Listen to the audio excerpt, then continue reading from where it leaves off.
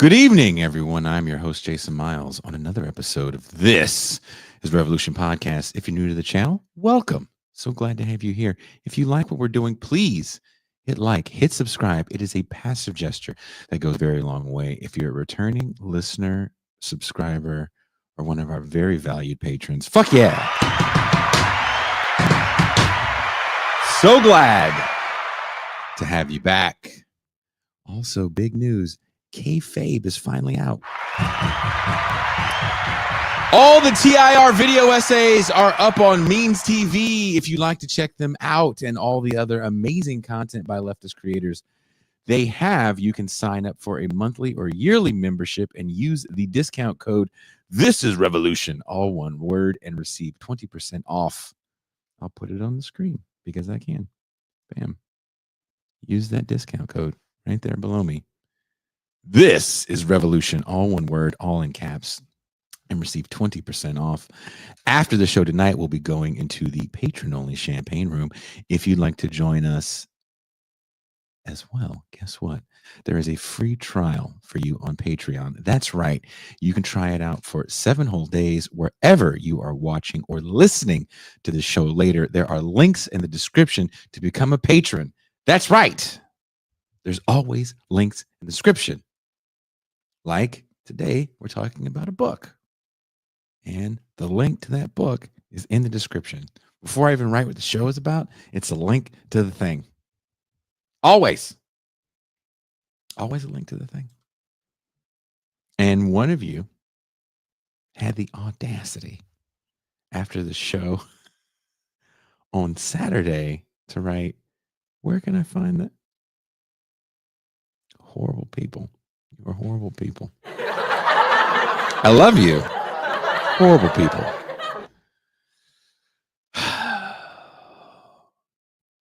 The Trump-Musk 2.0 project is in full effect, and media suppression and kayfabe is on constant display in all areas of media.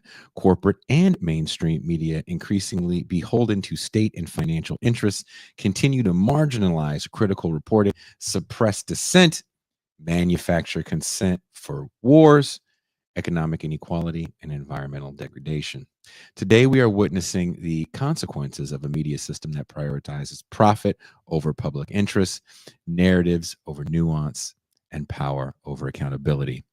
State of the Free Press 2025, the latest volume from Project Censored, serves as both a vital expose and a call to action.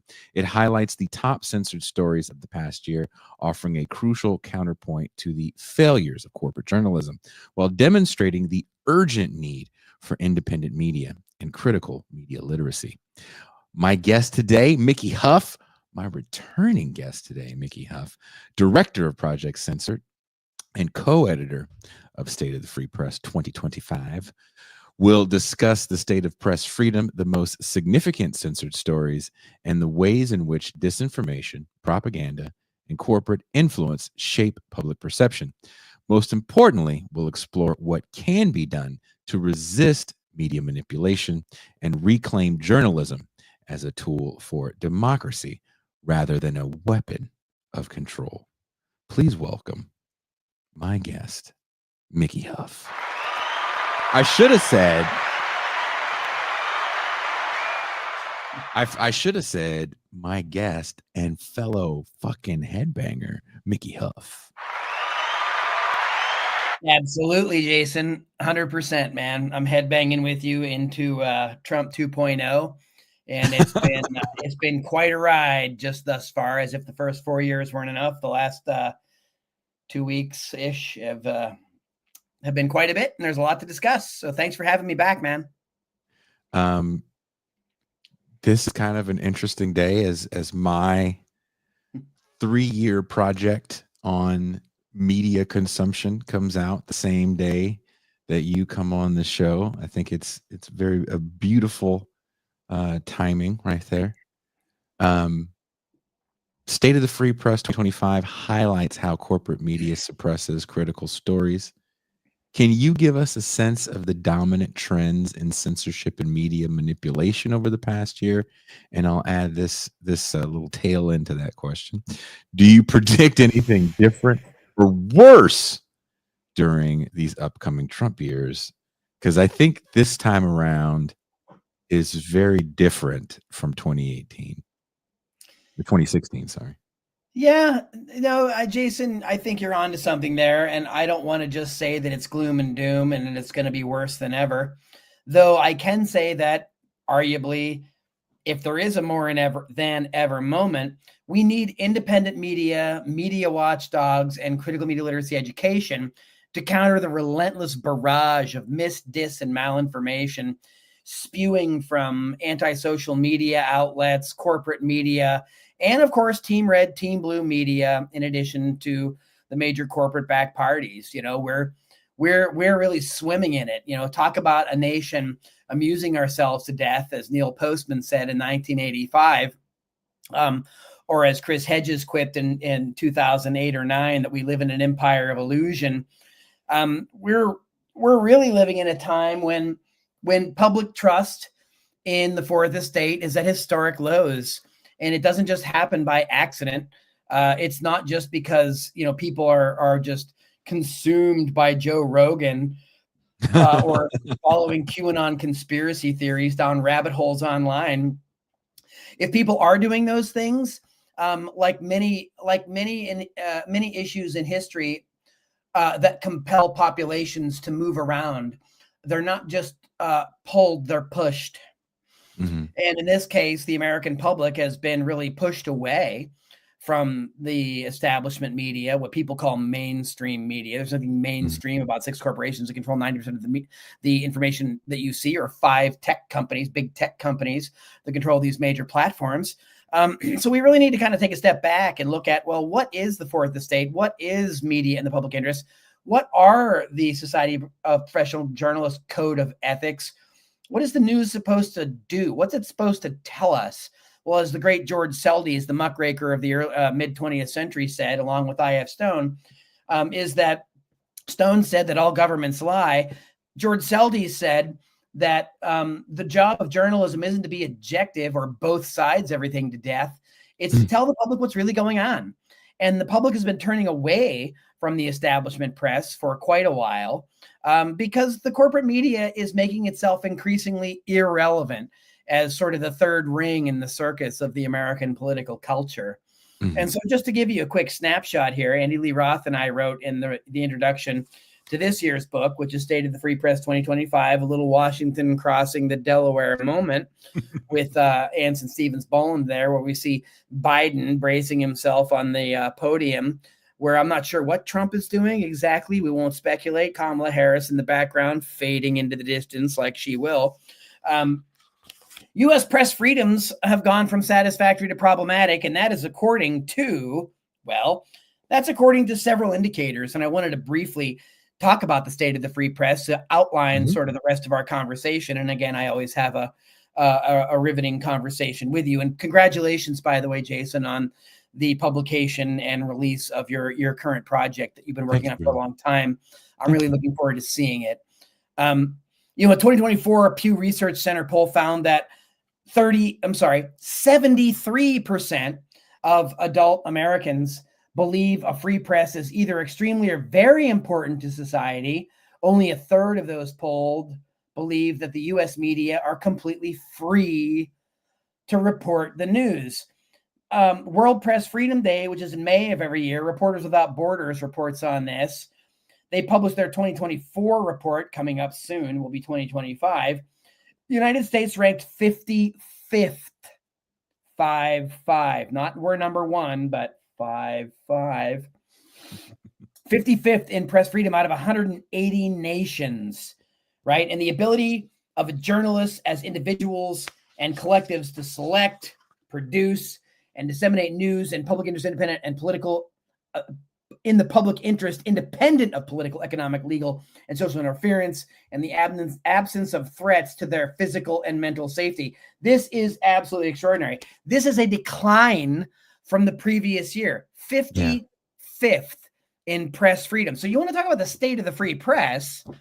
That's a snapshot right there. We're scarcely in the top third out of 180 countries, Jason. And there are multiple reasons for that I'm imagining we're going to get into here, not the least of which is corporate conglomeration, hedge fund purchasing of major media outlets, firing of reporters, massive creation of news deserts where somewhere between 20 and 25% of Americans live in a community that doesn't have local journalism. Just think about what that means. Add to that we live in a team blue, team red corporate autocracy of cable news where people basically only hear things that are siloed to their particular beliefs. Add to that the anti-social media maelstrom where people have algorithmic media silos basically feeding them what they already want to believe, a la Stephen Colbert's truthiness from almost 20 years ago, right?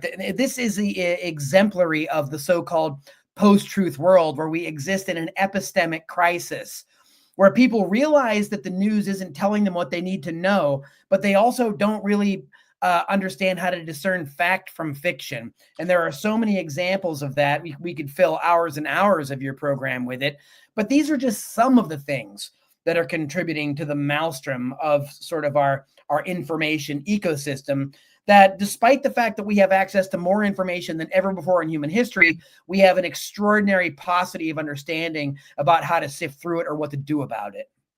Well, that's kind of what I want to get into, this idea that we do have all these options and we are going to get back what we put into our consumption of anything, right? Be it media or music. Trump is in office, and Trump and Elon Musk have teamed up to be maybe the greatest purveyors of shock tactics we've seen, at least I've seen in my lifetime, when it comes to politics as theater. And much like 2016, where I felt like everyone was glued to their televisions to see what insanity was going to happen within the White House, I think a lot of people don't understand anything when it comes to what's happening now. For example, Doge, which is just hilarious on a lot of different levels. I do think it was purposely named after the Doge coin. I don't. Yeah. There's no coincidence there. There's Because we're trolling talking going about on. ultimately a government consulting firm for a government that already has certain checks and balances for spending budgets. They have committees for that. And the fact that I think people believe that Doge is something more than it is, possibly. And also, I don't think people understand how many people work within government and how different parts of government just don't talk to one another. So it doesn't seem crazy to me that some people with fake badges can walk into any office and say I'm with some made up department and someone's going to listen to them. I'm sure you have, like myself, friends that do not read all the books we read and watch all the shows we watch and have the same ideologies as us. And those people are probably calling and texting and messaging you more than ever. I know I'm getting more messages than I usually get, which is fine, right? That's what we're here for. We're older now. We're calm. What do you tell people that believe the sky is falling at this moment? Well, the sky's been falling for a long time. Mhm. I guess it just depends on what the sky's made of and where the ground is in terms of how you react to it or what you do about it. I do recall 8 years ago when a con man grifter reality star TV personality who was born on third base and thought he hit a triple and inherited a bunch of his dad's money and squandered it and lost it in a lot of different ways. And also ultimately became the subject of numerous criminal investigations, everything from real estate to not paying bills to union busting and everything else. That's also now been convicted of multiple felonies and sexual assault and everything else. It's almost like we're living in some kind of real-time idiocracy based on the Mike Judge movie, Yes. Yeah. going back a ways. And interestingly enough, Mike Judge, also the creator of Beavis and Butthead. So, we won't talk about, Trump's kids or anything like that. But nevertheless, Trump exemplifies in many ways sort of that character, the buffoonish character that became the president of the United States, but it was allegedly 500 years in the future. And when Mike Judge was interviewed about this some time ago, about what's going on with the post-truth world, what's going on with politics and the news media and the level of anti-intellectualism in the United States, people were saying, how did you know? How were you so prescient about predicting this steep decline? And look, anybody that's been reading the social sciences or media criticism for decades has seen this coming long, long, long ago. It was the Bush years. Was it? I mean, look, if anyone and you're of a certain age. Oh, right? I'm certainly of that age. I'm Papa Bush age. I grew up in the Reagan years. Yeah. So if you're, again, like I said, if you're 25 and saying that to me and you just saw Idiocracy, okay, maybe 30. But if you're of a certain age and you grew up in the Bush Junior years, you know where that movie comes from. Yeah, that absolutely. Movie comes from that time, right before, I forget what year it comes out, like 06 or 07? Is it because it's 08? I think it is 08. And so had Outfoxed already came out? I'm in the half cent club, man. I'm over 50. Did you hit 50? Yeah, I'm a bit ago. I hit 50 a few years ago. Give that man his fucking props, man. Yeah, another year. But when Judge was asked about, well, how did you predict this? And he said, hey, look, man, let's not forget that the film Idiocracy supposedly took place 500 years into the future, not 10. And like what we're seeing right now is absolute, and they've used this, they've resurrected Bush terminology, George W. Bush, which was borrowed from Leo Strauss and the Nazis, blitzkrieg, shock and awe. What we saw at the beginning of the illegal Iraq war with the bogus WMDs that the New York Times and the establishment press trumpeted from on high, that was bogus, fake news. But now, we're really seeing, keep going with that narrative. What we're seeing now is just, kind of a full-on assault on all public institutions. It's no surprise that public confidence in Congress and public institutions, the Supreme Court, media are all at historic lows. Well, that's by design. Nolan Higgin and I wrote about that in the United States of Distraction that goes back at least 50 years before the Lewis Powell memo, going back to the 1960s, when a lot of the Goldwater people and right-wingers coming out of the Birch Society and that in the 50s with the McCarthyite period were really incensed that increasingly there were groups in academia, the media, and other institutions that were, trying to report about what was going on or give people this weird notion that they had a say in democratic society. And they didn't like it. And they didn't like the fact that they were outnumbered. And they didn't like the fact that they were losing a lot of the public debates on civil rights, on race issues, on gender issues, on issues of homosexuality, where in the 1960s, people were coming out and actually more able to publicly express themselves. And there was great resistance to it. There was a lot of violence. But nevertheless, this was a period where things were changing. Part of it was due to the freedom rides and the anti-racism of the period. Some of it was due to the pro-free speech movement, people like Mario Savio. It was an extraordinary period, but it also, while we look back at it and talk about how it galvanized public interests and social movements to create a more robust democratic culture, it also really influenced and signaled to the far right that they needed to get their act together, that they were losing control of narratives. They were losing control of major institutions. And that is what Lewis Powell wrote about in the so-called Powell memo just before he was appointed to the Supreme Court by Richard Nixon, writing to his neighbor and friend at the Chamber of Commerce, U.S. Chamber of Commerce. And he said, look, we can't allow this to stand. We have to counter the liberal colleges and liberal papers. Now, looking at the word liberal, the word liberal in that sense means tolerant, open, that means conservative views are welcome. If they don't carry the day, don't shoot the messenger or the system. Maybe you just need better arguments, and right-wing authoritarian arguments aren't always factually supported. So, but if you fast forward that's where we got the Heritage Foundation that's now behind Project 2025, where scores of people from the Trump administration were in on it, and he said he had nothing to do with it. Now they're unveiling it, basically like it's, based ordained policy, not unlike the Project for New American Century did out of the American Enterprise Institute in the late 90s and early 2000s when they took over the George W. Bush administration. But this is a long story.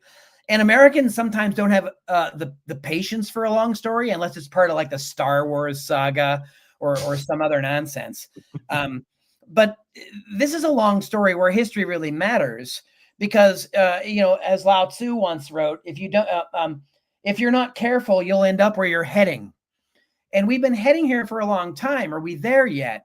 So many of the things that we're seeing now are even precursored by the Biden administration. Many of the far authoritarian kind of power grabs that we're seeing, not necessarily with the Treasury and some of these things, but in terms of foreign policy, in terms of abuse of executive orders, in terms of control of media narratives and control of social media censorship, the Biden administration did all of that. The Biden administration has been supporting openly and punishing detractors of an ongoing genocide in Gaza, where there might be more than 60,000 at least people dead, that the corporate media can't be bothered with. The New York Times, the editors actually had a whole list of things that their reporters weren't allowed to say about what was going on there. And in fact, to bring this really closer to home for Democrats, and about what the Democrats have done to hand over to people like Trump, Vance, Musk, and their other sort of, rogue, bands. Series of Marvel villains. Yeah. And more or less, man. It's like, I call them Bobo, and Syndrome. Bobo was the inflatable punching clown from the early 50s. And Syndrome is the cartoonish villain of the Incredibles films that kind of typifies Elon Musk, always endlessly, vapidly pontificating about his Wile E. Coyote super genius level business when he's doing the dumbest thing ever, like saying that we're sending $100 million of condoms to Gaza and Hamas, when it's actually half that goes to the whole world. Like, you can't even make up idiocy this profound. That's how completely off base these people are. He should probably lay off the ketamine. But, and the Nazis should have laid off the meth. But, I'm not drawing any analogies there with the Roman salutes. But nevertheless, the Biden administration paved the way for a lot of the nonsense that we see happening here, particularly in Gaza. Trump just basically said that we're going to, he should just annex and take over Gaza and these kind of things. I mean, look, this is a direct violation of international law. This flies in the face of everything we've known since the Geneva Conventions. But it's all happening, and it started under Democrats in the most recent iteration after the October 7, 2023 attacks on the music festival. This is all part of media narrative control. This is also part of the problem where we see the Biden administration helping pass things like HR 9495 that allows the Secretary of the Treasury to unilaterally declare nonprofits supporting enemies of the state or terrorist entities. And they've already named groups like Jewish Voices for Peace and other people that are decrying the genocide in Gaza and trying to call out the media censorship around what's happening in Palestine. We could go on and on and on about the two-party duplicity that's led us here. However, I digress. We are now back under GOP control. Yeah. And so we can look where these issues are really happening. It is now under the Trump presidency where we see the shock and awe of this absolutely unconstitutional, egregious violation of going into various parts of government from the private sector and trying to take it over and control information. I mean, it's preposterous. The Democrats slept over it on the weekend to decide to come out and say that maybe these things shouldn't be happening and maybe they're unconstitutional. Shows you all you need to know about the fact that we don't have an opposition party in the United States. We have a cute arrangement of two parties that want many of the same things. And then they divide the rest of the population around cultural issues and what bathrooms people use. And I mean, again, I'm not saying that's not an important thing that we need to talk about, but identity politics and DEI has been weaponized by the Republican Party because the corporate state and Democrats allowed them to do it so stupidly and so easily, as a vapid slogan, as a passing phrase, instead of something that's historically rooted in American civil rights movement and in revolutionary ideologies that predate the United States. So, Jason, I'm afraid we have plenty of things cut out for us that we need to do. And we certainly cannot count on the corporate media to help us sort any of it out at all. And I'm afraid to say that we have very little opposition coming from the Democratic Party against the GOP control of all branches of government. I agree with you on that. Kind of going back to the whole sloganeering of everything, especially during the, let's just say, George Floyd moment. Defund the police kind of becomes a catch-all phrase for a lot of people. That's going to be the easy solution to solve all of society's problems. We're just going to take some money and move it over. We're going to move some decimal points over in the spreadsheet and everything will be fixed. Do you think that we have a problem, and the media works in conjunction with this, as I think it's still trying to figure out the internet? I really do. I think the internet is trying to figure out the internet. No one has the internet down. And what I mean by that is there was a time where there was a playbook to things. And this is how you got on. This is how you got on, kid. The internet's a weird beast that makes no sense to a lot of people. And it's flipped the script on a lot of things. That being said, easy hashtags that explain everything have become a way for people to kind of speak and understand. And I agree with you wholeheartedly that the media definitely plays into that, right? Because they want to make things easy for people and emotionally advantageous. So we want to make you angry or sad. That's what we want to do if we're big time media and even small time media. Why do you guys think you see so many shows about podcasters fighting? Or vapidly cheer something that's a no-brainer, Yeah. I mean, it's the same thing. Happy or sad. How do we get into trying to explain the nuance? Because I do think people want to understand the nuance, but we have to go beyond the History Channel's understanding of World War II. Yeah, the history. I'm an historian by day. I was chair of a history department for 10 years. So don't even get me started on the History Channel, the history of alien civilizations that don't exist. But you're right. I believe strongly that the American public does want to understand what's happening. In addition to the annual books we do at Project Censored on the state of the free press that look at everything from attacks on press freedom to solutions journalism, the people and organizations and media democracy in action that are really doing things that matter. We deconstruct junk food news and titillating news and news abuse propaganda. In addition to that, a couple of the other books that I did, one with Nolan Higdon, I mentioned the United States of Distraction and media manipulation and post-truth America, but another is called Let's Agree to Disagree, on the importance of understanding the significance of constructive dialogue, understanding argumentation, understanding that fake news isn't just balloon boy. It's not just some totally nonsensical story, going on that doesn't have any relevance to anything or that's completely manufactured.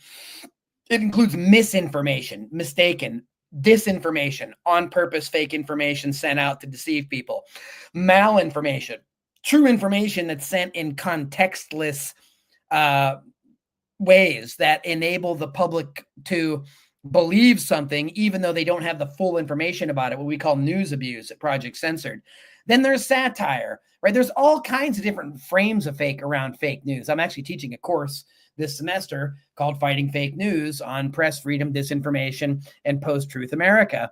And we include all of those things in the understanding. But in part of the Let's Agree to Disagree book that we did as a textbook, we talked about the importance of not only understanding the history of divisiveness and how divisiveness is used by elites to keep people apart to disrupt democracy. We also learn about how control of media, control of narratives, hot button issues are able to keep people separated. We also learned that when people do learn how to think critically, and creatively. And when they do get the opportunity to communicate constructively, they can create entirely different realities than the ones that are oppressively beamed to us from 6 companies and 5 tech companies and 2 parties controlled by dark money at the behest of the Supreme Court after the Hutchison decree and after Citizens United, more than a decade ago, going on 15 years ago now, right? Where we've basically become a corporate state in many ways.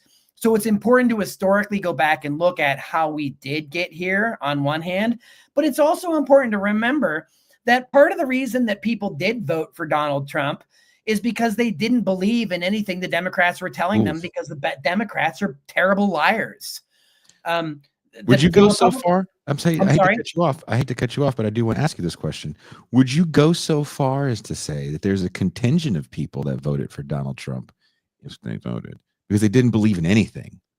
And he kind of does. He's a nihilist candidate. He's a nihilist candidate with an opportunistic charlatan as a sidekick, who wrote that book about working class people and growing up poor. I mean, the guy's he's a junior grifter of Trump. JD Vance is, who any chance he gets to go on the media lies with almost the same statistical degree as people like George Santos did. and the media just don't know what to do with him. When they called him out on the lying nonsense about the Haitian immigrants in Ohio eating dogs and cats and pets, Vance just doubled down and said, well, we did that to call attention to the media. And it's like, no, the media wasn't lying, dude. You were. Your boss was. We're doubling down on it because we're calling attention to how the media frame things. It's like, that's another subject. And historically, it's a subject that often is controlled by elites and corporate entities that run the media, not grassroots movements, not immigrants, right? And I mean, but this just goes to show the sheer ignorance of this all. Peter Thiel, from Silicon Valley, the right wing, to call him a libertarian is too kind because he's an authoritarian, an Ayn Rander at best, which is not great. But Thiel has been catapulting these kind of candidates into the stage who is far more dangerous than Trump because he's half of his age. And he's made a total career on shape-shifting, lying routinely about almost anything and everything. And if you just take a look at the news cycle from the past weekend, these people were caught guilty of lying about sending all kinds of condoms to Hamas. They were caught guilty about Trump calling the tariffs and saying Mexico and Canada respect my strength because they're capitulating to my demands. No, Canada was already agreeing to do things that Trump was calling for 2 months ago, had nothing to do with it. Mexico already has 15,000 people on the border for border security, where Trump was calling for 10. I mean, it's as if their own ignorance doesn't even impact them. They're like impervious to their own stupidity. They're Dunning-Kruger poster children on steroids. But isn't that the scary thing? This is what scares me. What scares me is you can lie so blatantly. With total impunity. And because the lies are coming out like a fucking semi-automatic weapon. Yeah, right? Like a Gatling gun, right? It's like of lies.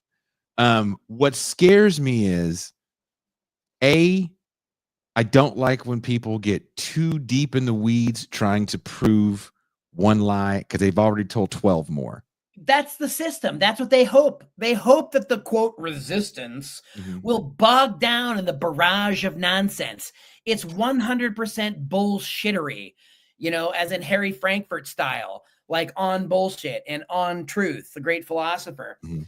This kind of thing. And this is what you can't scale to fix. Even fact checkers and algorithms couldn't scale to fix this nonsense on social media. But now we see the Democrats bemoaning the end of fact checking on social media. What will we do? Well, who was fact checking at Facebook? The Atlantic Council. A PR wing of NATO is going to tell me that Russia is taking over our country. Those aren't fact checkers. Those are propagandists, just like Propernaut was, that the Washington Post put up in 2016 as these great disseminators of truth, and they're deconstructing the system. There's a whole cottage industry built around Russiagate nonsense. whether it's Barbara McQuaid or DeResta or Maria Ressa or people like Rachel Maddow at MSNBC, everything can neatly be distilled down to Putin and Russia, and Trump is his bitch. This is absolute rubbish.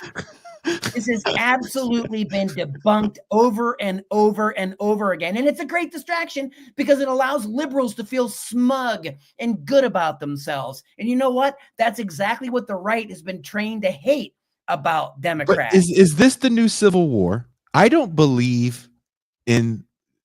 I saw little bits of that movie Civil War. I have not seen it, so I'm not going to condemn it. Something I haven't seen. I'll go ahead and do it for you. But I don't think people really want war. Hell no. I think people want a smug war that you're talking about. Oh, they want the keyboard warrior war. That, and I think just a smug war, right? I want to fucking tell Sarah from accounts receivable that she's a cunt rag because she voted for Trump, and this is what she gets, that her fucking Latino son-in-law is getting deported. I can't wait. Yeah. And don't we all win around that, Jason? No, but it's the smug war. And that seems to be the greatest civil war, because you're not going to get the casualties in the smug war. There's no casualties in the smug war. No one's getting hurt. It's petty differences. Yeah. And this is what media do. Corporate media grind us down the degree to which that we focus on those things, and we focus on degrading other people around us instead of building community around us. And instead of looking at the people that we disagree with across the aisle or across the office, instead of finding reasons to hate them, the media give us plenty of reasons. We don't then go and talk to those people because we perceive them in caricaturized ways that don't necessarily represent who they are. As a mom, as a neighbor, as a friend, as a boss, as a manager, fill in the blanks, man. It's a very dehumanizing thing that anti-social media has done in the last 15 years, as many scholars of media have argued. And algorithmically, we use these types of tools to divide people, to make them feel stronger and stronger in their echo chambers, when culturally and globally, they're becoming more marginalized and weaker by the moment because they don't really understand what's happening. And you can't confuse them with the facts. Team Red doesn't want to believe anything that Team Blue is saying, and vice versa. And again, what we've talked about routinely in United States of Distraction, in Let's Agree to Disagree, is we've got to return, if we ever were at, some kind of semblance where the people sitting across from you are not trying to kill you. The people that are living in China trying to live their lives don't have some grand conspiracy where they're trying to destroy the United States. I used to say this back in the 80s, when we were told that we were given opportunities to be pen pals with people that lived in the Soviet Union. Mm-hmm. And, we wrote stories to each other about what we did on our days and what our families were like and what we learned in school. And there were some differences. We learned our propaganda. They learned their propaganda. Mm-hmm. But we also had really so many things in common, right? And that is the thing that corporate media, this culture of divisiveness, this worldwide wrestling effect that you have talked about in your own project that we mentioned off air. It's as if we can't work together. We can't even put aside the fact we might have 90% of things in common, but we'll focus on the one or two things that we disagree about, and then we'll just go full on nuke about it. And then we just go on and on and on with our flame wars and online and cancel culture.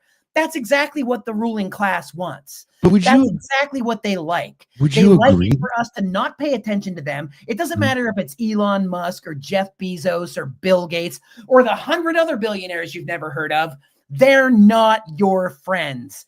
They don't have your best interest at heart, and they have no business with their hands on the levers of democratic self-governance.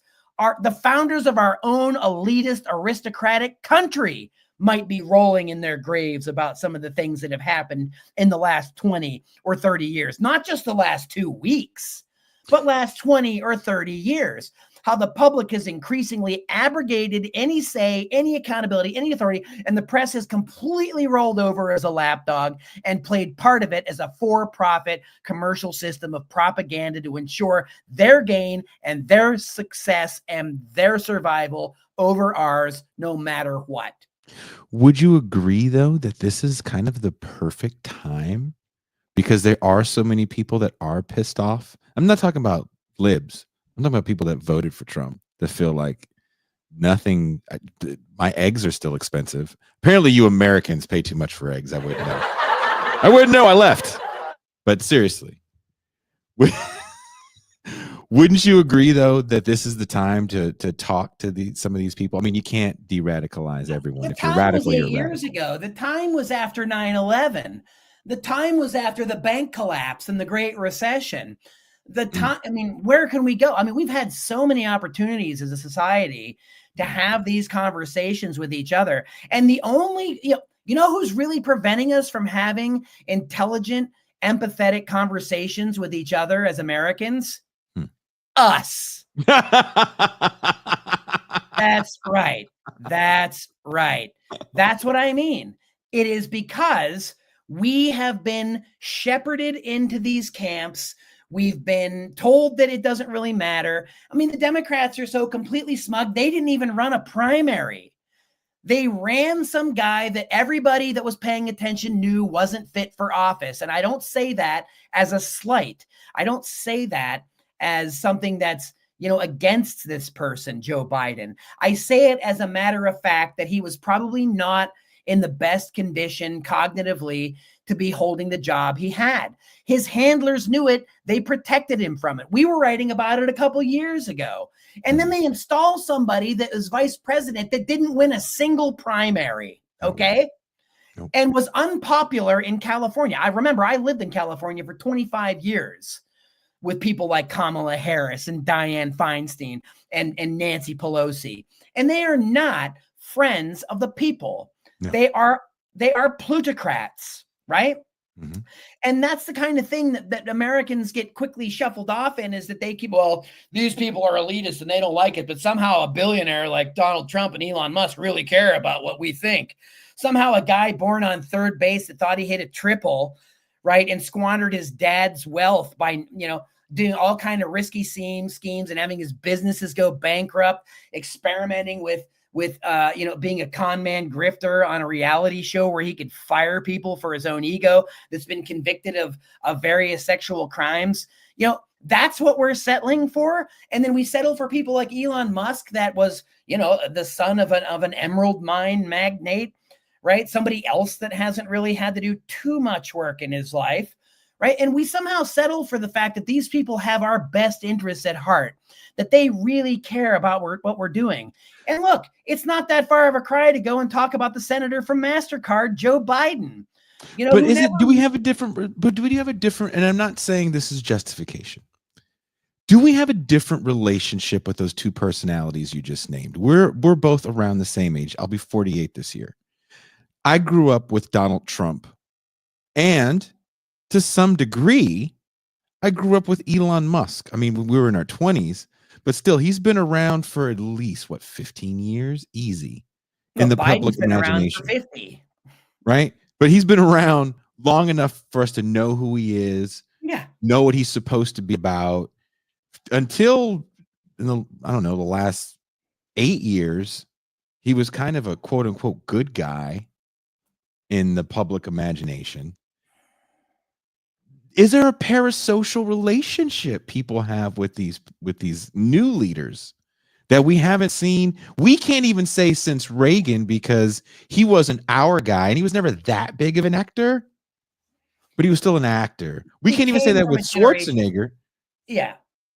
They came from a different generation, but they also came with these different kinds of, so-called social or cultural credentials, right? Mm-hmm. For lack of a better kind of terminology to talk about those things. But let's talk about that. And let's talk about where do these other people fit in? People like Biden are just they're professional politicians.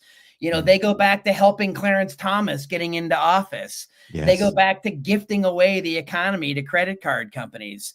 You know, they go back to allowing Israel to continue over and over and over and over and over and over again, decimate Palestinians to the degree to which we're now facing down what looks like a present day genocide. And Trump is now thinking that we can just auction off the property and remove them to some other country. And that doesn't violate the Geneva Conventions.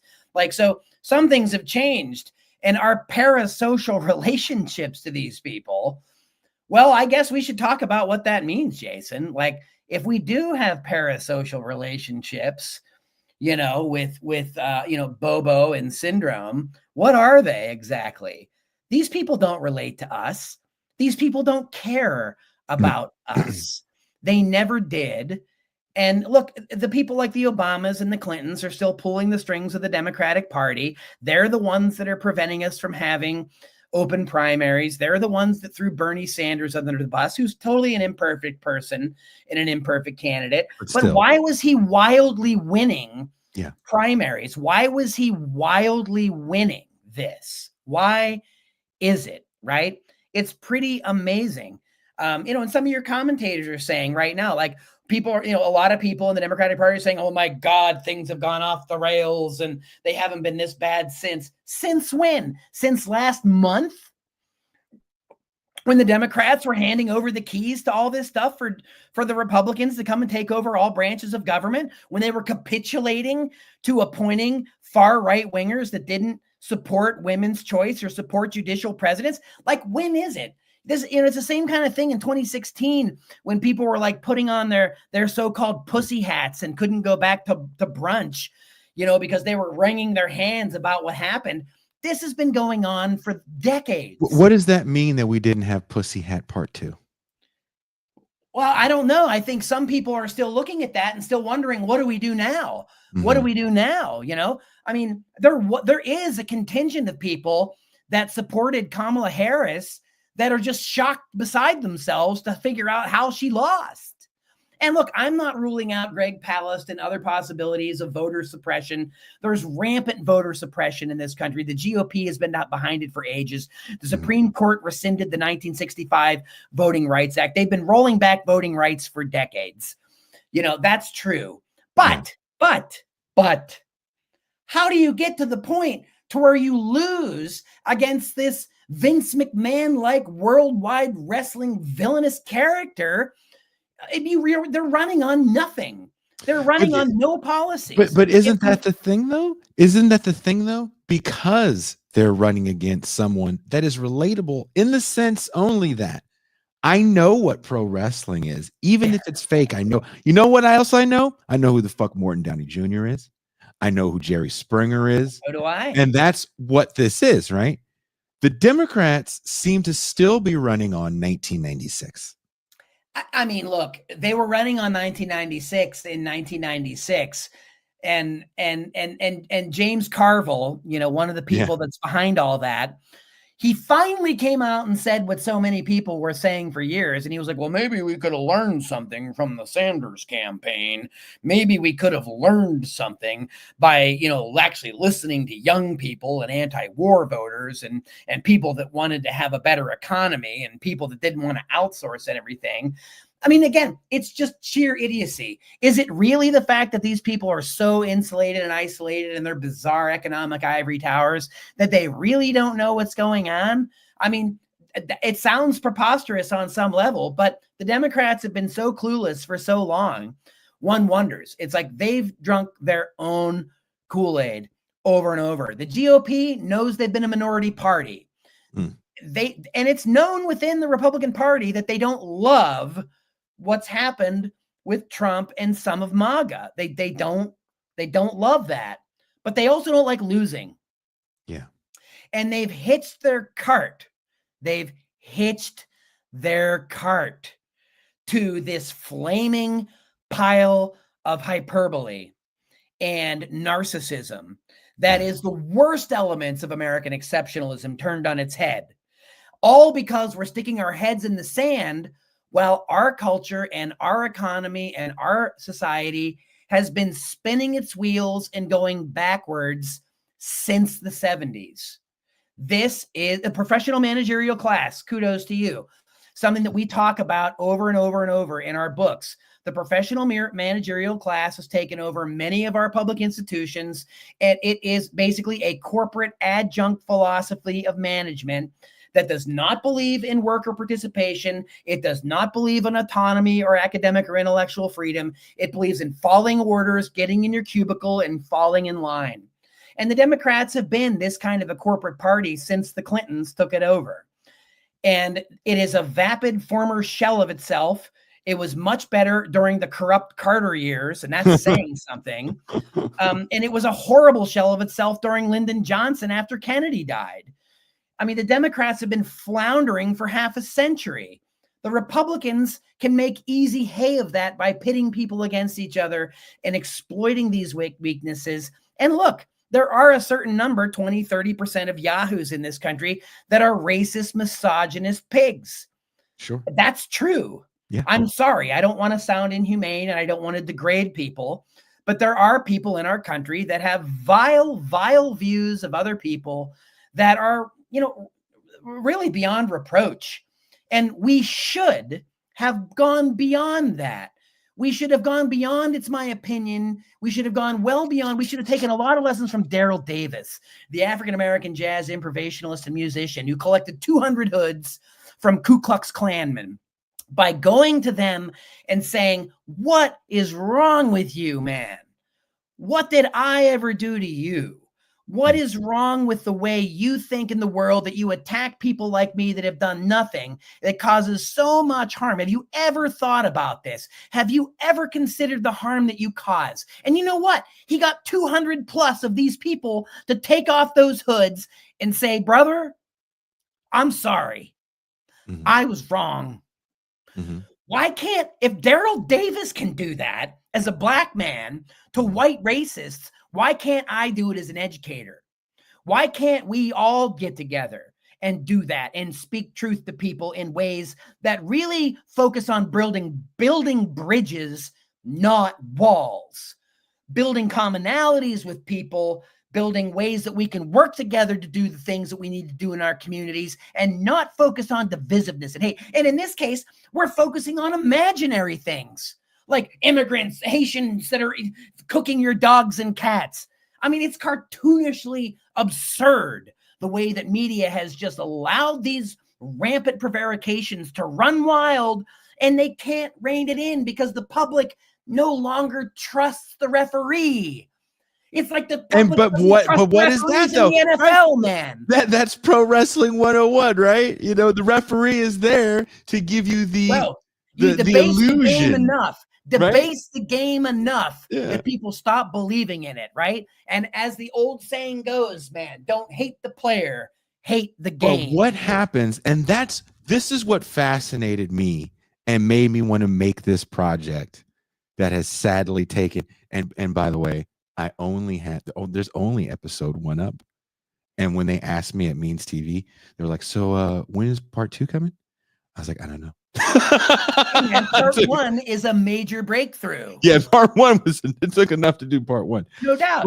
But what fascinated me about wrestling, and I've always watched as a kid, and I went down this fucking dark rabbit hole of all these wrestling stories and shit, was that it started to remind me of talk show TV. Absolutely. And you and I came up in a really good time for talk show TV.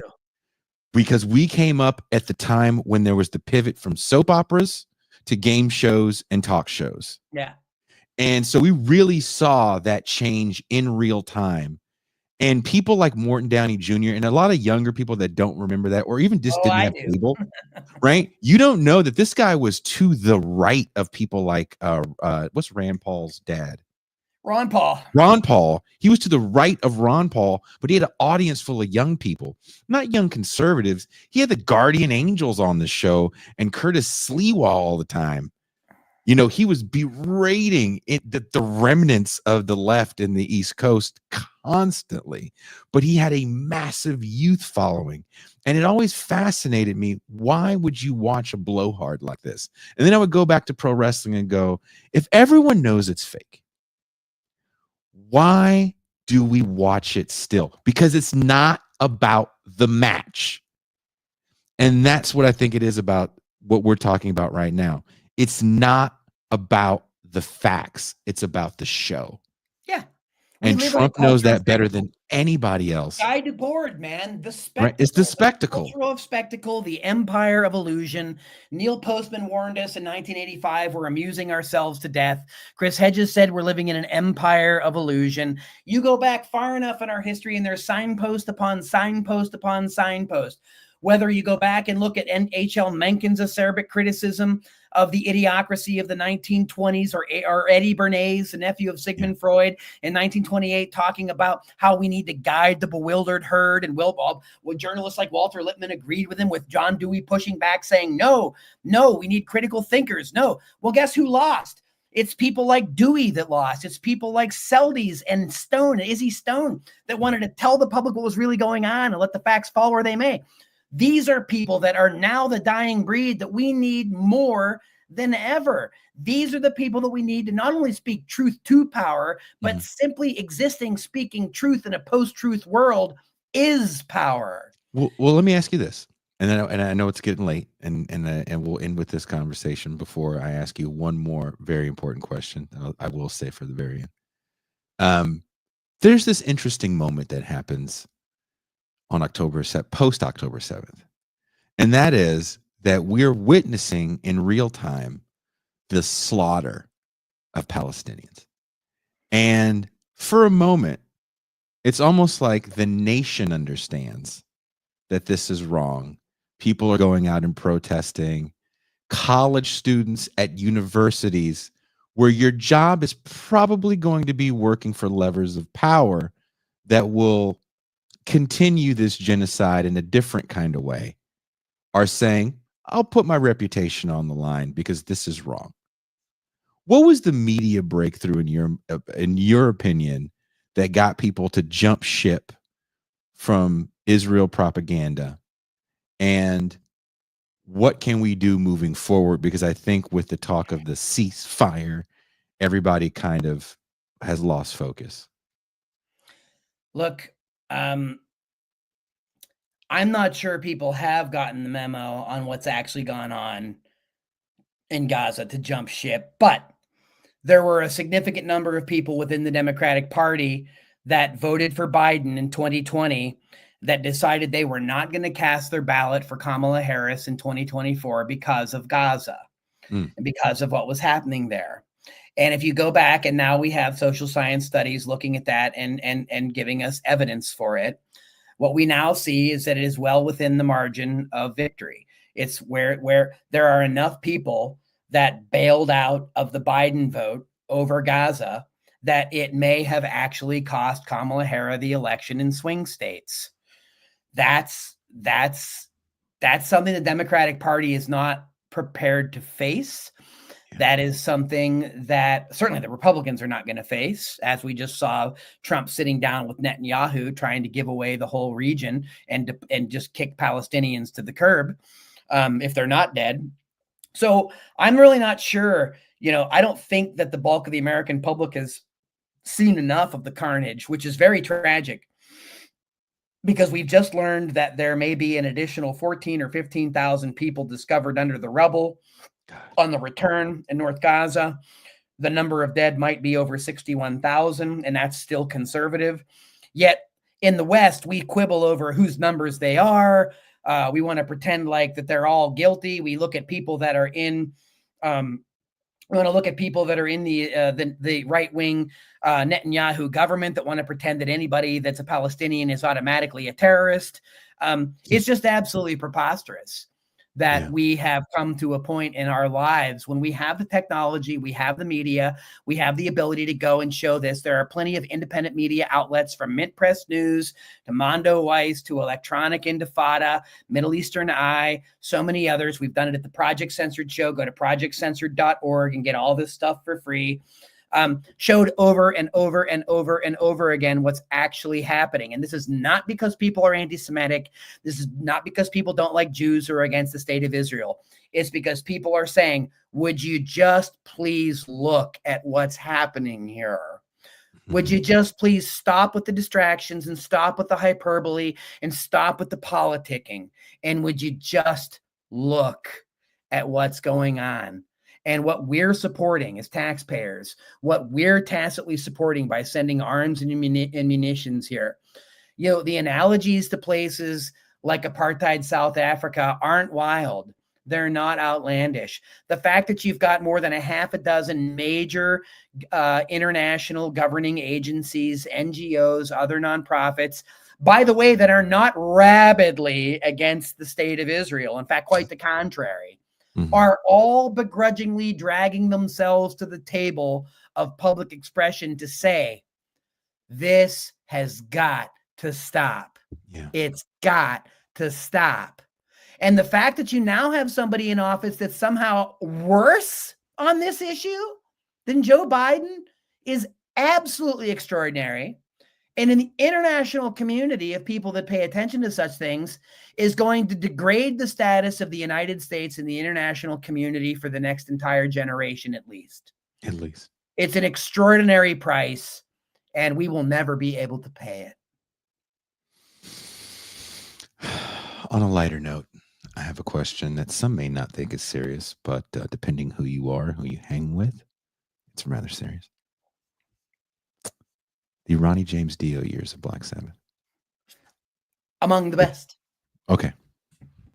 I need to know this. I won't get into Martin. I'm not one of those people, but I have to say that there's something about Heaven and Hell that is just extraordinary in its musicality that, in fact, in my opinion, predates what Iron Maiden did 2 records later on Number of the Beast and what Judas Priest achieved in Screaming for Vengeance. Interesting topics that we are now looking at the Number of the Beast, and we are screaming for vengeance. We are screaming for vengeance. Did you know we did a show? Hey, Mickey. And Theo is bringing us here. Did you know we did a show on metal in 82? Because I think 82 is one of the most important years in heavy music, because I think you get a lot of different genres. You get a lot of different genres that come out of it. Go check out Henry, Portrait of a Serial Killer. I wrote a song about that in the 80s. Someone's asking about slasher films. Yeah, you know, look at the themes of those songs, though. Look at the themes of some of the songs in that era, right? You've got another thing coming. Look at Electric Eye. Electric Eye, In the Sky, right? Feel My Stare, Always There, Nothing You Can Do About It, Develop and Expose. We were talking about this. And by the way, this is at the same time that Ben Bigdikian was writing about the media monopoly. This is 3 years before Postman was writing Amusing Ourselves to Death. 1976 is when Project Censored comes out. All of this stuff in the counterculture, in the alternative press, and in the independent media world, the underground that became the British new wave of heavy metal, punk rock. You know, Jello Biafra used to read Project Censored stories in the Bay Guardian with Bruce Brugman because Carl Jensen at Project Censored published the top 10 censored stories, and Jello Biafra from the Dead Kennedys wrote songs about them, right? We are part of that counterculture. And yeah, absolutely, Overkill is totally underrated. You don't care what you say, right? You got it, man. So, and yes, Slayer has some Nazi tendencies, but yeah, nevertheless, you know, that's another show, Jason. We got that is a whole that's a whole other show that I can't get in because a friend of mine works. He's King's Tech. I do look. I want to ask you another metal question or rock question. Metal is rocking. Another debate that I get into with my good friend and sometimes neighbor, Ben Burgess, who's also a rocker, good man. I believe in my soul that Van Halen as a band went as far as they were going to go with David Lee Roth with the album 1984. If you don't believe me, go back and listen to it, the whole record, and you're going to say, oh, some of these songs suck. And then go listen to No, Panama, and we're now trying to take back the Panama Canal after Teddy Roosevelt swindled it, right? After he won from the blackmailers of Bogota, Teddy Roosevelt stole the canal, right? Panama. Yeah, we're back there now, man, with Trump. So you got to go back and listen to that record. While I can appreciate both eras, we don't speak of the Sharon era or album. While I appreciate both eras, I do think that band needed Sammy, because Eddie Van Halen goes from being a guitar virtuoso to a composer in those next records. Yeah, he does actually. And I was much more into the Yngwie neoclassical fusion of the period. So I was a little bit younger, and I did miss, I appreciated Eddie, and certainly when I was older, but I did miss some of that. But I mean, again, I was much more influenced by some of Iommi's playing on the Dio years. And then again, of course, Smith and Murray and Maiden and Tipton and Downing in Priest at that period. And then, the very early Metallica records are pretty extraordinary, riffing on all of those things. Some of the stuff that came out with Queensryche in the era, they ended up going on to have great Orwellian concept albums like Operation Mindcrime. Love that record. Can you talk about that just real quick? Operation Mindcrime, what it is? Yeah. Can you tell people what Operation Mindcrime is? Operation Mindcrime, I think it was 87. Yeah. 88, I think. 88, you're right. I'm sorry. 88. It's a concept album that really kind of goes and looks at Big Brother concepts. It looks at control of criminal justice system. It looks at scapegoating, and it also almost has some kind of like neo-noir elements in some of the songs, right? With the Nun and some of the other. I loved it. I don't believe in love. Yeah, totally. Yeah, I mean, it's a really classic record, and whatever happens with those people and Jeff Tate and they're falling out and everything else, it's too bad. And there was a Mindcrime too that's worth listening to. But I tell you, if you go back and look at some of that period, Megadeth was very anti-PMRC. They had a whole song, Hook and Mouth. Love it. Talked about the importance of free expression. I mean, Mustaine is, a hit and miss as far as his behavior and personal life goes. But, as a period when metal was really anti-authoritarian and not in a dumb way, I think that there's a real heyday there. And it came in before the new metal, and it came in before, I'll say this and people won't like it because I was a fan of the Abbott brothers, but Pantera, is really a lot of right-wing racist trash. And it pains me to kind of see Charlie Benante of Anthrax, who's a pretty straight up character, kind of revitalizing some of that stuff with Phil, who was giving Nazi salutes in Europe and isn't even allowed to perform there sometimes. Phil Anselmo, I think I don't know if I told the story in the main show. So Phil Anselmo's in another group called Down. Down is very interesting too, but they're Southern. They're all Southern. And in that group with him is a guy named Kurt Weinstein from the band Crowbar. Yeah, Crowbar. So we were playing in Portland years ago, and there's a venue called the Hawthorne Theater, and there's two rooms in the Hawthorne Theater. There's a little room, there's a big room. Yep. In this tour, we were in the little room. Yeah, I know it. Crowbar was in the big room with Revocation. Yeah. And Craig, or not Craig, what's his name? Is it the main guy that's in Down? Is it Craig Wines? I forget his name. So many white people's names is going through my head right now.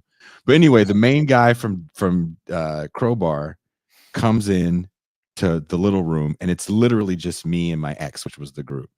And we're just in there, and he happened to have a shirt of a band that we knew hella well from Northern California called Armed for Apocalypse. And we know that they had did a tour with Crowbar. So I was like, oh, you're wearing, and they have a black guy in the group as well. And I was like, oh, this is my boys band. He's like, oh, he starts talking. He ends up being like a really nice guy. And this was not long after what you're talking about, the Zig Heil at the Dimebag Daryl benefit, where he yells out white power. Yeah, totally, man. This happened right after that. So I was like kind of uncomfortable. And Dime had a Dean guitar with a Confederate flag on it that, he maybe thought meant something else, but it was a bad look in retrospect. A lot of those guys felt real comfortable being a certain way, right? Because let's be honest about that world. There's not a lot of me in that world. No, dude. No. But dude ended up being he was super cool. He was actually really nice. Yeah. And he actually ended up inviting me. He's like, hey, if your tour hits New Orleans, because his wife was like the merch person. He's like, if your tour hits New Orleans, here's my information, man. Hit me up. Come have dinner in my house. Like, you know what I mean? Like that. And I thought to myself the whole time, I was like, so it is just Phil Anselmo, huh? Maybe Phil for sure, man. It wasn't Daryl. It wasn't Dime. And again, those guys in Anthrax are different too, man. There's a lot of this. There's a lot of maybe even streaks of libertarianism. But Exodus, they've always sung about corruption, environmental degradation. Zetro just got booted out of the band, and some people wonder if it's half because he was openly a Trumper. I mean, really, it's always been a mixed band, but You All know, those cats, dude. All those cats not are a Gary. bit Gary's smug. not, and I'm Tom's not not. saying that. I'm just saying that whole But scene. Jack, what? Jack's in Nashville. I mean, they're conservative. They have different views. Lee's European. I mean, I'm sure they have their different views. But Exodus has always been an anti-authoritarian band. Back to Paul Bailoff, his anniversary of his death, Groundhog Day, 2 days ago. Paul Bailoff, Bonded by Blood, posers must die. The people that we see now in Washington from Democrats and Republicans, they're posers. The people, Elon Musk is a poser. These billionaire wannabes that can't buy their own popularity, they're posers. And I'm not going to be the one to say it, but maybe Paul was on to something. We're coming for you. There you go. His name is Mickey Huff. Wherever you are watching or listening to the show, there's links in the description to the book, State of the Free Press, Project Censored 2025. Thank you so much, Mickey, for hanging out with me. I did have some metal. That's why I was like, okay, once we get done with the serious stuff, I'm gonna fuck with him with some fun metal questions for the end of the night so we can get all fired up. And we did do a show on metal in '82. We recently did a show on grunge because I hate that name. So anytime we do a show and there's a genre name, I probably hate the name because I don't believe that name makes sense for the genre. But I make a playlist. So I'll also send you the 1982 metal playlist. I found every album of metal and hard rock that I could find from that year and put one song from each of those records on. Well, dude, that's a difficult task, so I want to hear it, and we should have a show. We should come back and talk about the political sociology of some of these metal movements and some of the crossover from, some of the punk scene, which, by the way, also had its weird elements. They had their straight edge elements, which were interesting with Ian MacKaye and Minor Threat and so on. But then you also had some, there were also some fascist elements, in some of that. And somebody in the chat did mention, people like Johnny Rotten, and the people, in the Sex Pistols. I mean, this is, again, these are like anti-authoritarian bands that are like, kind of like not so closet fascists. So is it because this is what's interesting to me about that, and I got to know a lot of those guys, older adults. Are they really? First of all, not everybody was that politically astute. Being anti everything was just kind of part of the trend at the time. And is it really that you hate everything, or are you mad that you can't get into it? Because once they got access, they had no problem saying yes. So I wrote a song about that in like 1987 or 88, and it was called Anti-Anti. It was anti everything, 444 everything, anything and everything. And it just got in, and it was really a precursor to the post-truth commercial cycle that takes any kind of real conviction and meaning out of something, and it transforms human beings into products to be commodified. And by the way, that's a lot of what metal and punk spoke out against. That's exactly what we speak out against in many ways, as civil libertarians, as people that decry, the washing over of social media and the sort of blandizing of everything that's happened in our culture. We really need music and the arts. We need conviction. We need these kind of things. These are important parts of humanity that the corporate state has tried to either bleed out of us or totally co-opt and control and sell back to us as passive consumers.